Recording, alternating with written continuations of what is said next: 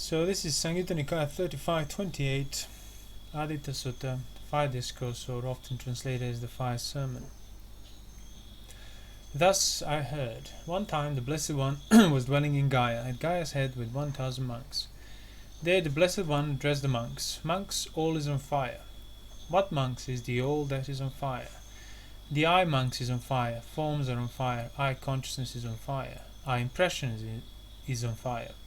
Also that which eye impression causes to appear felt pleasant or painful, of neither neither painful nor pleasant, that also is on fire.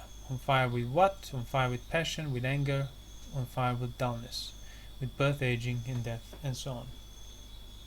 So one thing, first thing to note here, it's things that are on fire means fire is not in them. So the I, the forms, and I consciousness, the fire takes them up through passion, through anger, through dullness. It's not that the fire is in the I or in the forms. And the reason I say this, it's because often when people would say you have a sight that induces, I don't know, ill will, anger, so it's on fire with aversion, hypothetically speaking, you blame the sight. Habitually, you sort of jump into the conclusion, into the assumption that the aversion, the anger is because of the sight.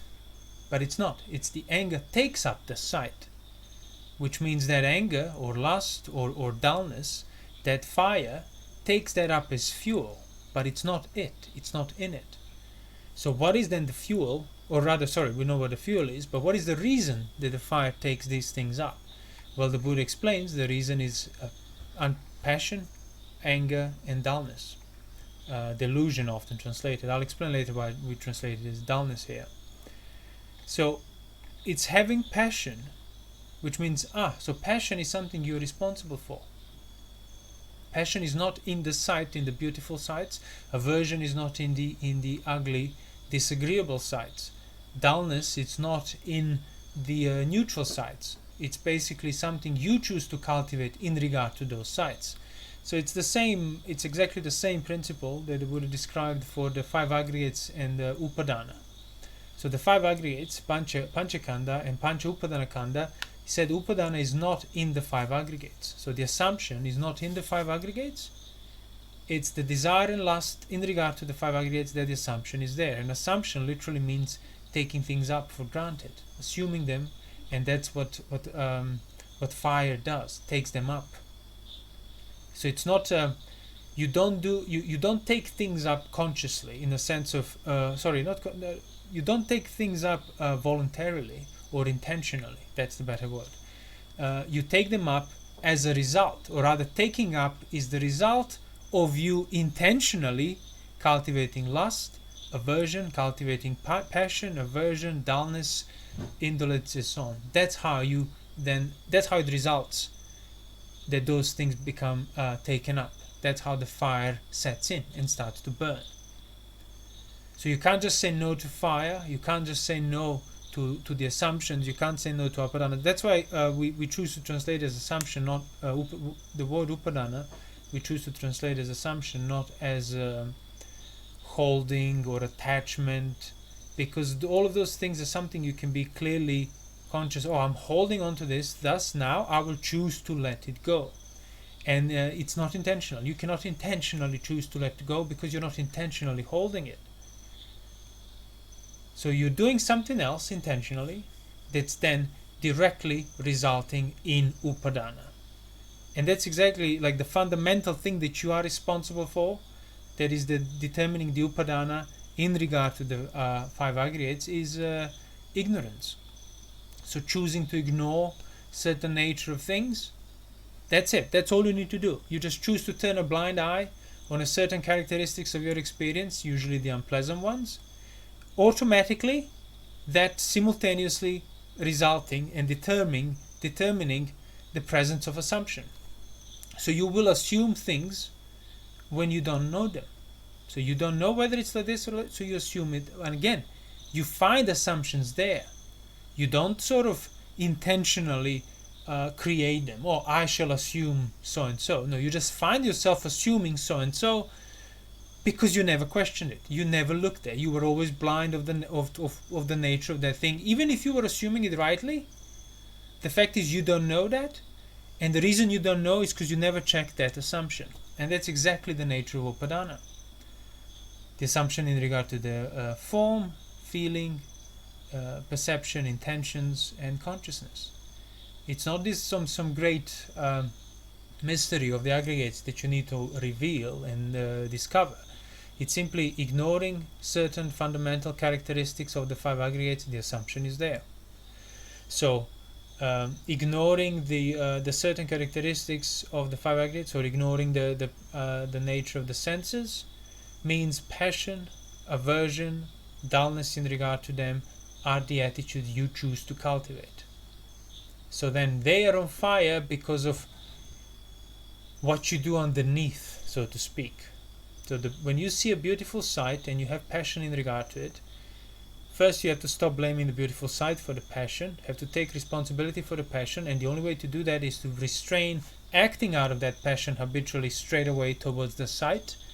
So once you're restrained, once you feel the burning of the fire, the burning of the passion or aversion or even delusion, you get to realize, okay, so it's underneath this fire is something that I do which results in me basically being liable to burn when the sights, sound, smell, taste, touches create impressions on me.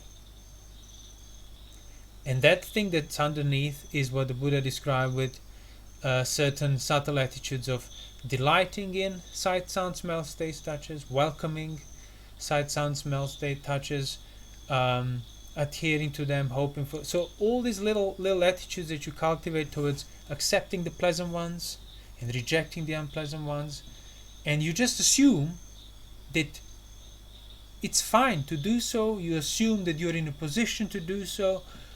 You assume that it's absolutely normal to, when there is pleasant, you just go towards it, and when it's unpleasant, you go away from it, and when it's neutral, you just sort of be blind of it, be dull and indolent in regard to it. And that assumption is the direct cause then that these things are on fire, ignoring the nature of those things. Because, as the Buddha said, so how would you stop assuming that it's fine to adhere to these things, to reject these things? How would you stop delighting in sights, sounds, smells, taste, touches, or being averse? How would you stop those attitudes? So you would stop them by seeing the danger in doing so. Oh, there is actually danger in accepting the beautiful sight, in delighting in it, in being elated on account of it. So the danger is not in the sight. The sight is not dangerous. The eye is not dangerous. Even the fire is not dangerous, so to speak. The fire is just a symptom. Things that are on fire means, oh, they're burning. That's a symptom of that underlying fuel. So what is the danger of that fuel? Oh, the danger is in basically not seeing that welcoming, delighting, adhering, being elated on account of it, that attitude is dangerous. And why is it dangerous? Naturally, you would ask. Well, because that which you delight in is not in your control. That which you're welcoming, hoping to last, hoping to come your way and persist and stay and not leave you, is not in your control. So, can you delight in sight, sound, smells, taste, touches without simultaneously ignoring the fact that sight, sound, smells, taste, touches are not in your control? Like literally inaccessible to you. I don't mean like, oh, not in my control, but no, they're inaccessible. They have life of their own. They don't even know about you, so to speak. You don't exist for them. So you are the one picking these things up with all this like emotional craving for pleasure and so on. So would you be able to delight, to welcome these things without simultaneously ignoring that they're not in your control?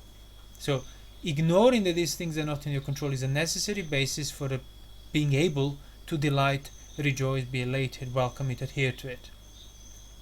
So then, not ignoring that these things are not in your control means you will be unable to delight in them. Doesn't mean you won't see things with your eye. You won't recognize whether they're beautiful, agreeable, or ugly and disagreeable. That all stays the same. It just means now you're being unable to ignore their nature, the context in which they appear, such as they're not in your control. They're given to you. You are subjected to them. You have no say in their arising. All these things that, again, you can think about theoretically and abstractly, but that won't work in the same sense if you think of it on the level of the actual currently enduring sights, sounds, smell, taste, touches, thoughts, the mind.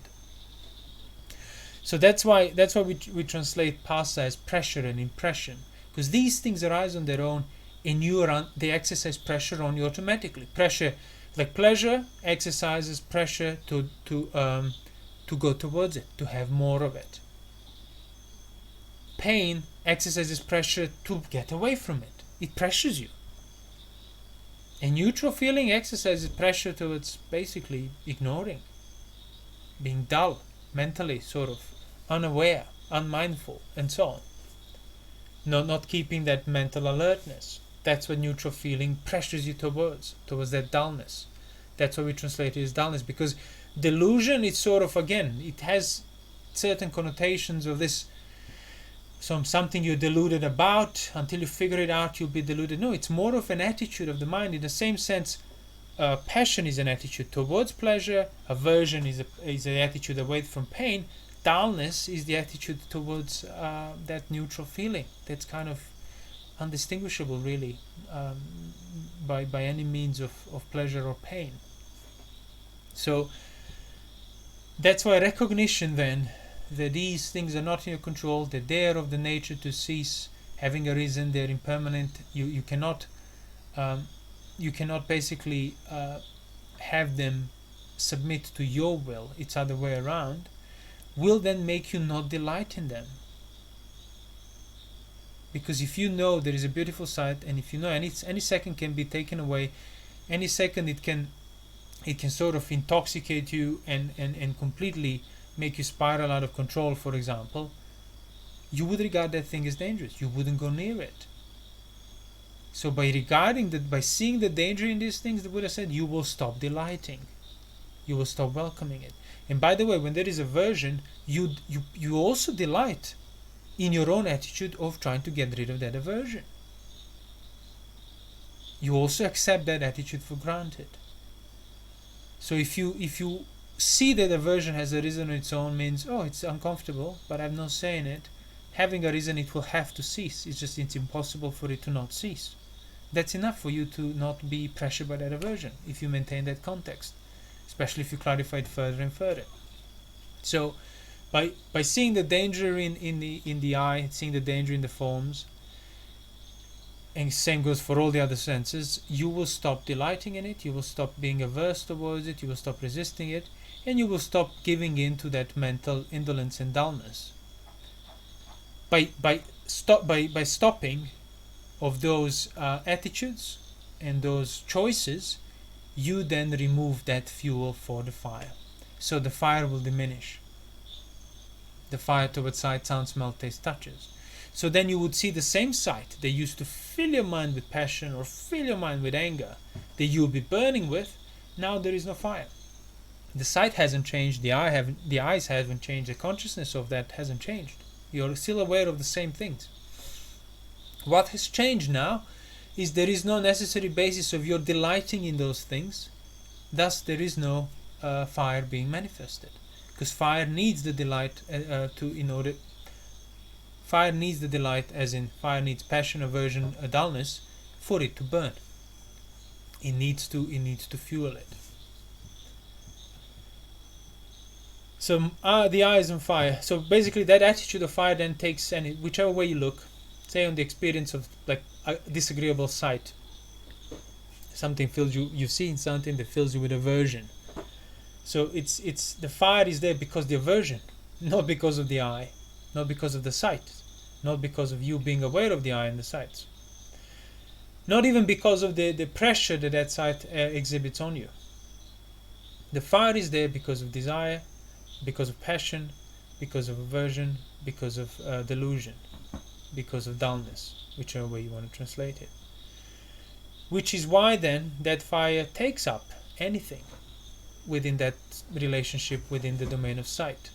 So the eye will be on fire, the sights will be on fire, everything in between will be on fire. So eye consciousness will be on fire, pressure that experience exhibits on you, impression created by that sight will be on fire. Everything that's felt on account of whatever you've seen, pleasant, unpleasant, neither unpleasant nor pleasant, that's all on fire. So what this states is that through your unchecked delight, welcoming, assuming, not seeing the nature of the sight, sound, smells, taste, touches, not having reflected upon it sufficiently enough, you have accumulated the abundance of fire, let's say like that, which now means that this fire is rolling. Like once the big fire starts, it starts taking things up on its own. So it becomes kind of self-sufficient. Of course, for as long as there is eye, sight, sound, smells, taste, touches. As long as there's things to be taken up by fire, fire will take it up. So the only way to diminish that fire, it's not enough for you to just not delight in these things once, twice, 3 times, 1,000 times. You have to develop the attitude of perpetual non-delight, of perpetual non-resistance to pain, non-acceptance of pleasure, and not slipping into dullness on account of neutral feeling. And what will constitute that perpetual attitude? Well, that depends on the individual. For somebody, that might be done in a shorter period of time, for somebody longer, but on average you would assume it will take quite a while, because it took quite a while to accumulate that massive fire through your unchecked desires, passions, aversions, and so on, things you've been acting out of. So if you have developed that attitude of non-giving into resistance to pain, acceptance of pleasure, and then acting out of it, you have basically gradually started removing things. So you can't just directly go head on and extinguish the fire, but you can start removing that which fire can take up as fuel. And eventually it will have to burn out. And it will burn out having not taking anything new as fuel. And that's when the fire is extinguished. And that's where literally there's nothing else then to do. So the sight, sound, smells, taste, touches, the eye, the sights, the nose, the smells, and so on, the mind, the thoughts remain. And the Buddha said those things remain in Tathagata as well. And the beautiful, recognizing beautiful things, recognizing ugly things, all that Tathagata still has. You haven't lost preferences nor anything like that. What Tathagata doesn't have is the desire and lust in regard to his own thought, in regard to his perceptions, in regard to his sight, sound, smells, taste, touches, and so on. So by practicing, by discerning the danger in these things, you will prevent yourself from habitually choosing passion, choosing aversion, choosing dullness, giving in, cultivating, dwelling in it. You will prevent yourself from doing it. By preventing yourself from doing it, you are removing the basis for fire to keep finding fuel. So indirectly speaking, then, you are extinguishing the fire, which is kind of, in a way, a direct way of doing it. Removing the next thing the fire will take up, you know it will directly cause that fire to burn out, to stop, to disappear. So that's why it's important to recognize here that the fire is on the basis of your attitude of passion, anger, and dullness, ill will, aversion, and dullness. It's not in the eye, in the sight, in the consciousness, and so on. So the same goes, the sutta carries on for all the other senses, including the mind. So the mind is on fire, phenomena are on fire, mind consciousness is on fire, mind impression is on fire. That which mind impression causes to appear, felt pleasant or painful, neither pleasant or neither painful nor pleasant, that is also on fire. On fire with what? On fire with passion, with anger, with dullness, with birth, aging, death, subtle lamentation, pain, grief, and despair. So this carries on, but it's just piling up. That's what it is. So it's on fire with passion, with anger, with dullness, because you delight in it, you don't see danger in it, which then means you, on account of that fire, it's on fire with birth, aging, and death. It means birth, aging, death, all these things that are affecting sight, sound, smell, taste, touches, mind, and so on, now they pertain to you. Now they are exhibiting pressure on you. You are liable to them. You are subject to them because of accepting things that are born, they're aging, that are dying, the body, the senses, and so on. Another layer then on piling up is sorrow, lamentation, pain, grief, despair. So that means any sorrow, any lamentation, any pain, any grief, any despair on account of anything in this life, it's not specific. Any sorrow, lamentation, pain, grief, and despair is because you make yourself liable to it, because you make yourself, because you cultivate passion, anger, and dullness in regard to completely unrelated things. So you might be passionate about one thing and then suffer on account of something completely seemingly unrelated. It's because there is passion present in experience, you're liable to suffering on account of anything. So that's why it's hard to approve these things, and it takes that constant repetition, because you cannot see a direct connection. If you could immediately see things you're passionate about, how the pain can result there, right away, written immediately, it will be easy to restrain yourself. But that connection is covered up. So just rejoicing in a beautiful sight of a familiar person or a person you love or something like that, oh, why is that bad? Well, in itself it's not bad, but having an underlying attitude of passion towards that feeling you experience on account of that sight, that's what I mean. Those impressions, whatever they cause to appear, that's felt pleasant, unpleasant, or neutral, you delight in that. You have passion towards that feeling, you have anger towards the unpleasant feeling, or dullness towards neutral feeling. That's why, because the passion is present, or anger, or dullness, you are then liable to any type of suffering when things change. So as the Buddha would say, being united with things you don't want and separated from things you want. In brief, the five aggregates of your experience, like your experience as a whole, being affected by assumption. Assuming yes, assuming no, assuming neither yes nor no, giving into those attitudes, not being mindful about them, and basically cultivating passion, aversion, and dullness in regard to them. That's why you are liable to sorrow, lamentation, pain, grief, and despair, absolutely regardless of specific things that might trigger, let's say like that, those unpleasant states. So that's why the ultimate understanding of the Four Noble Truths is that suffering is determined by craving, not by anything else.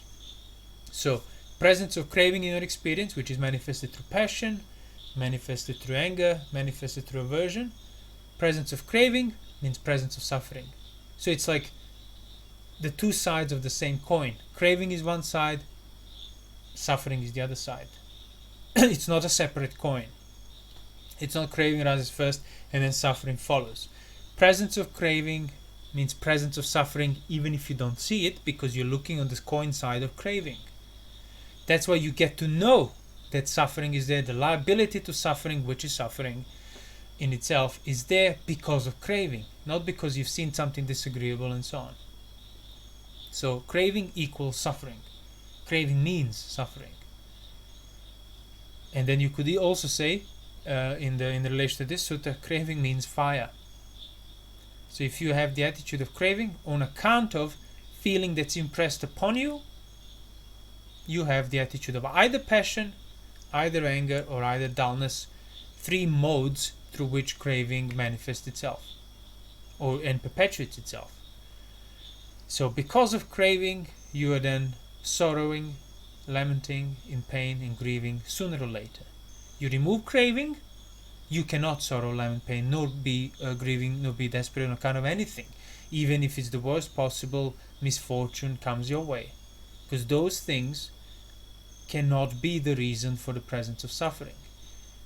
Those things can then just be taken up by your fire, by passion, by suffering, but suffering is not in them. So that's what the Buddha means here, furthermore in that sutta. It says, seeing thus, monks, well-learned noble disciple, means at least the Sotapanna, means one who has developed the right view that craving means suffering. not the sights that I've seen that's unpleasant. Craving means suffering, not the sights that I've seen that cause passion in me, and so on. So, Four Noble Truths, it's basically one insight, which means presence of craving equals presence of suffering. Absence of craving, absence of suffering, even if the circumstances haven't changed, if it's all the same. The only thing that changes is absence of craving, means you will not suffer, even if it's the circumstances that used to make you suffer. So, having understood that, you then become wary of the eye, wary of the forms and eye consciousness. So, wary of the domain of sight. Any impression the sights can have on you, you realize, well, anything I see, hear, smell, taste, touch, it exercises pressure on me, which if I am not mindful of, let's say like that, means I will give into craving, and basically carelessly. So that's why I better not cultivate that careless attitude towards the eye, forms, eye consciousness, and eye impression. So being wary of the eye, wary of the forms, not because eye and forms are to blame, but because, well, basically you're an addict of passion, addict of aversion, addict of dullness. So yeah, that addiction is in you, but in order to start uprooting it, you need to be wary of those things that you go for. And in this case, it's the sights in general, not this, like in the beginning, yeah, you restrain this sight on account of that sight, but eventually with your reflection and contemplation and meditation, you arrive at any sight means any pressure, means any possibility of craving. So you want to be wary of it. And in other words, you want to stop welcoming it. Stop delighting in it. Stop looking forward to the prospect of pleasing sights. Stop looking forward to the prospect of avoiding the displeasing sights. So that's what it means. You become wary of the eye, the forms, the eye consciousness, and anything that those things, any way those things can impress you. So that's whatever's felt on account of it, pleasant, painful, neither painful nor pleasant, you become wary of. So wary of whatever you're currently feeling. Wary of whatever you're currently feeling. So if you are, say, wary of the present enduring feeling of pleasure, let's say. So pleasure is there, you're not trying to deny, try to get rid of it, you're wary of it. Would you be able to blindly, carelessly just crave for it and act out of that craving and give in to desire and lose your sense restraint? Impossible. So through being wary of the eye, the forms, the experience of the sight, the eye consciousness, the pressure that's felt on account of it, now you're wary of how you feel on account of it, which means you're automatically wary of all these things. And by being wary of it, you will not give in to craving. By not giving in to craving, you cannot then perpetuate passion, aversion, and dullness. And without those things, fire cannot spread itself. It runs out of fuel. So whether you're wary of the sight, sound, smell, taste, touches, the point is to bring you back to be wary of whatever's presently enduring on the level of the feeling, whatever's currently felt, either pleasant, or if it's felt unpleasantly, or neither pleasantly nor unpleasantly, you're wary of that. If you're wary of that, you cannot crave towards any of that feeling. You cannot lean towards pleasant, you cannot lean away towards unpleasant feeling, and you cannot sort of lean into indolence and dullness on account of neutral feeling. So simply by understanding where the problem is, which is what the right view is, you then get to exercise, so to speak, these attitudes correctly. So in the pleasant feeling, you get to exercise the non-leaning in the pleasant feeling. In the unpleasant feeling, by being wary of the unpleasant feeling, you don't automatically lean away from it. So you start exercising or rather the absence of leaning away from it. And that's what the Buddha meant in that in the verse when it says like, if you kind of fight the waves, if you go against them, you'll sink. If you try to go backwards, it will if you fight the waves, you get tired. If you go backwards, you get swept away. And if you try and stand still, you would sink. So how did you then cross to the other shore? They asked the Buddha, and he said, well, I crossed it by not fighting the waves, by not pulling backwards, and by not standing still. So by not leaning towards pleasant feeling, by not leaning away towards unpleasant feeling, and by not being sort of sinking into dullness towards neutral feeling. That's how you will remove the passion, aversion, and delusion.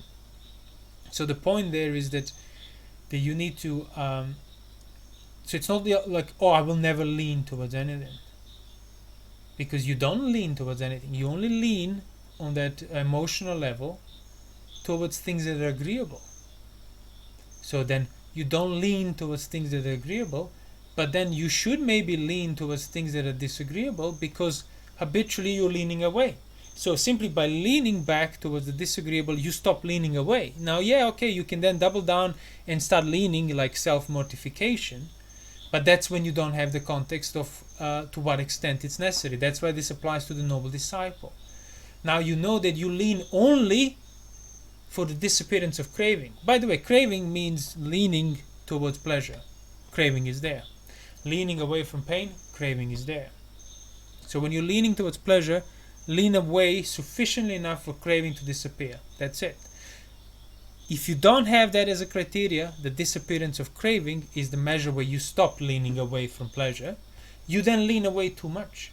And that's the simile, we mentioned it often, that the deer herd, the simile of bait sutta in Majjhima Nikaya, which is when the deer herd realizes, oh, this pleasure, sense pleasures are basically a trap. They're a bait. So then they shun it, they lean away, not just from the bait, but they lean away from anything agreeable, anything that comes from the domain where the bait is, which is why then they starve. Then the other one is sort of completely careless about it, one is sort of denying it too much. So that's what I'm describing here. It's the attitude of habitually just having an experience of pleasant feeling, you're leaning towards it. And you will lean towards it if you're not wary of that feeling. So becoming wary of the feeling, you stop leaning towards it habitually. Sometimes you might lean away from it to compensate for the amount you were leaning forward. And then same in the unpleasant feeling. You habitually lean away, which means sometimes you might need to lean forward just to regain the perspective on that unpleasant feeling and counter the habitual leaning away. So you don't use it as a rule of thumb that I will always lean away from pleasant feeling. There's no reason to lean away from pleasant feeling if you haven't been leaning towards, because sometimes you don't lean towards pleasure even when you see it. But if you just take it as a rule of thumb that you will always lean away from pleasure and always lean towards pain to counter your craving, means you're doing it blindly. It will only correspond rightly sometimes, and you're not developing wisdom on account of it. That's when people basically start blaming sight, sound, smell, taste, touches for things they feel and for the craving on account of it. So then they simply think that if they avoid certain sight, sound, smell, taste, touches, they're avoiding the craving. But you're not. You might still well be leaning towards that internally, welcoming, delighting, accepting, assuming that attitude. So that's why the middle way is recognizing where the problem is of craving, and then that will determine whether you lean towards or lean away from it. I mean, if you're in constant denial of any pleasure, even pleasure you don't crave for, you're overdoing the leaning away. So you're not having the middle ground. You're not seeing where the craving is, because craving can only be manifested on that middle ground. So understanding then the weariness of the sight, sound, smells, taste, touches creates a basis for you to discern where that craving is, where the necessary condition for passion, aversion, and dullness is, on account of which there is all this fire of your senses that they're burning up. And you would be wary of the eye, not simply by, being mindful of what you're seeing and what you're hearing and so on, and attending to it and trying not to lose focus. No, how can that possibly result in you being wary of it? Now, you are wary of it when you start looking into its nature, discerning the nature of sight, sound, smells, taste, touches. As we said before, these are things that I'm subjected to. I'm not in their control. They're literally based. I'm oppressed by them, by sight, sound, smells, taste, touches. I cannot stop seeing, smelling, tasting, hearing, and touching and thinking. I cannot stop it. So why do I still act and hold a view and attitude as if they're mine and in my control when I have absolutely no say in them? So you start thinking like that, and you have to keep repeating those reflections and drilling them in and clarifying them more and more and more. That's how discernment takes place. And that's how you are developing the attitude of wariness towards the eye and forms, nose and smells and so on. And by being wary, you'll be unable to be careless, leaning toward, carelessly leaning away and so on. By being wary as a basis, you will be unable to crave. By not craving, you'll be unable to suffer, even if it's amidst the things that used to cause you to suffer. And he says here, exactly. So being wary, he becomes dispassionate. So being wary, no basis for craving, no basis for craving, no basis for passion. So without passion, you really get to understand. So the fire, the smoke's gone because the fire stopped burning, and now you see clearly what things are. And as he says here, he becomes dispassionate. Dispassionate, he's liberated. So you're liberated from that self-perpetuating fire that you kept providing unintentionally, kept providing fuel for. So with liberation, you know that you are liberated. And that's the thing. Vimutasming vimutam iti. With liberation, it is liberated. Jnana hoti, the knowledge manifests. And that's important to know. It's not like the liberation will happen to you. You had this special magical experience where all the fire disappeared and everything has ceased and now you're just enlightened. No. You know exactly. The liberation came on account of this passion, that came on account of non-craving, that came on account of you discerning and drilling and training yourself in becoming wary of the sight, sound, smells, taste, touches, for which sense restraint was necessary beforehand. So when you are liberated, you know you are liberated. The knowledge is recognized. I am free. That's the arahantship.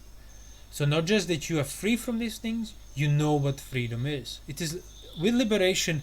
It is liberated. He knows. He understands. In other words, Arahant knows that he knows and knows how he knows as well.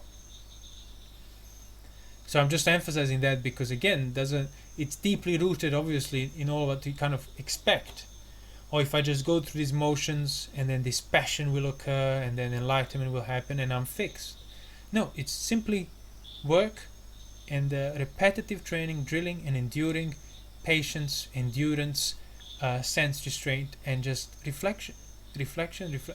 Meditation becomes then more composed form of the same reflection. Thinking and pondering. What is thinking and pondering?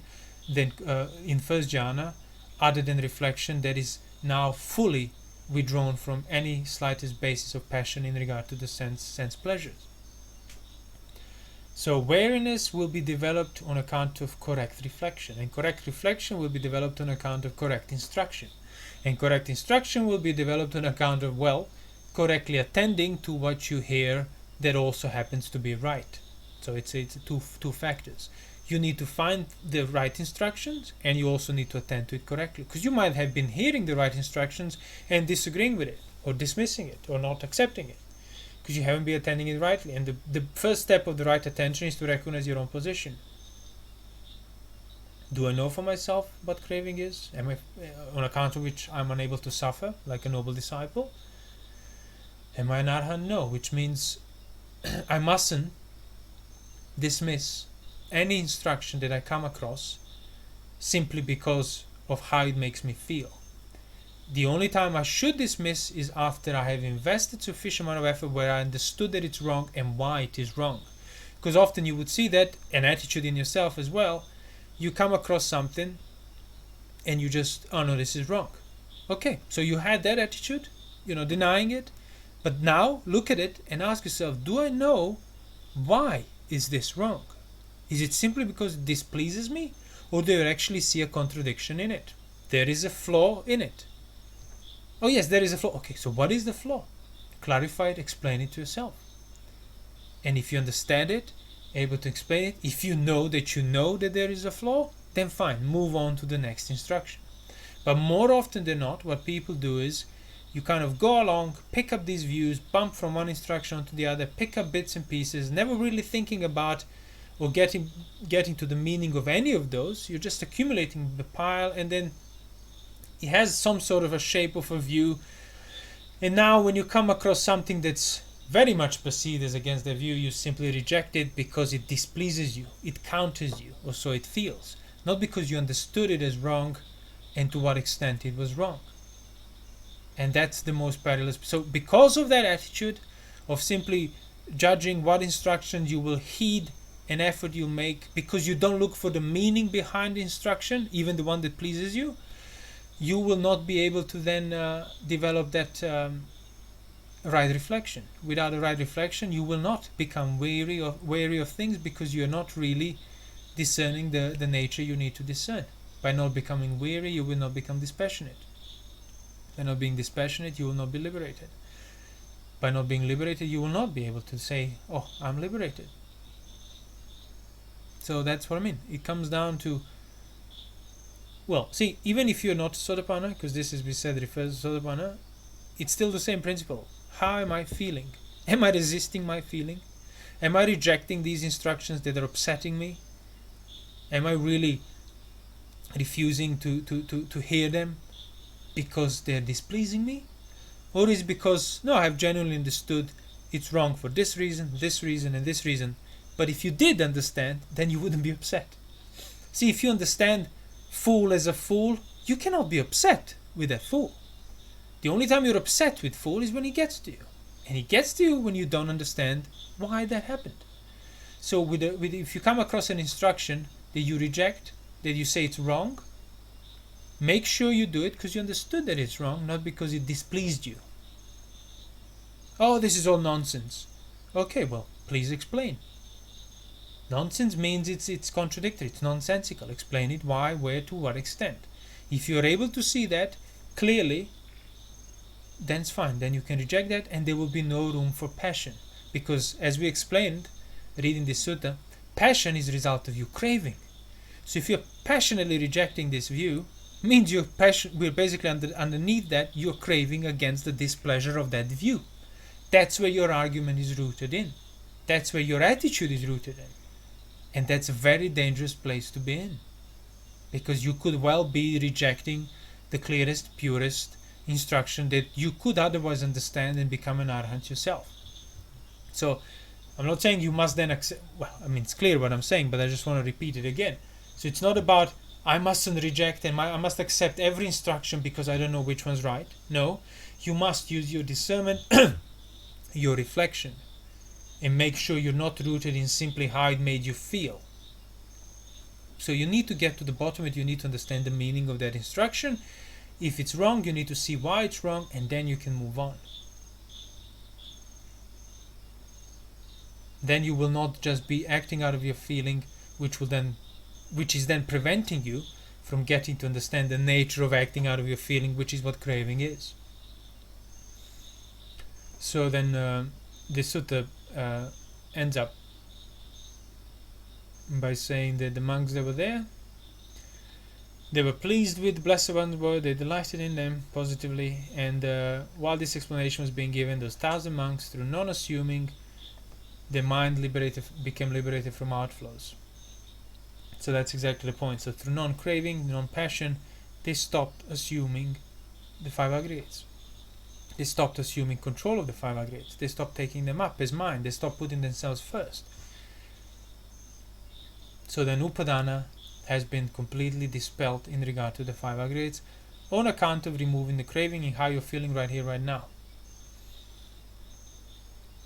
Now these monks that were listening this and became arhats, they were obviously noble disciples of various degrees, because not just that they immediately made sense with this, the context that was resulting on account of making sense of what the Buddha was describing was sufficient for their minds to become fully established upon that knowledge of liberation through dispassion, through being wary of these things. The reason why I emphasize that now is because just reading the last bit, you might just assume, oh, they just heard the Buddha and boom, arahantship happened. No, they've done all the work that the Buddha said here in these few sentences. They've done that beforehand. So when they were here listening to the Buddha, they just got reminded of the context of non-craving, non-leaning towards, non-leaning away. It just got hammered in to the point of, oh yeah, the holy life has been lived, done what should be done. I don't lean towards pleasure. I don't lean towards pain. I don't lean towards the I don't lean into dullness. And that's why then they were arahants.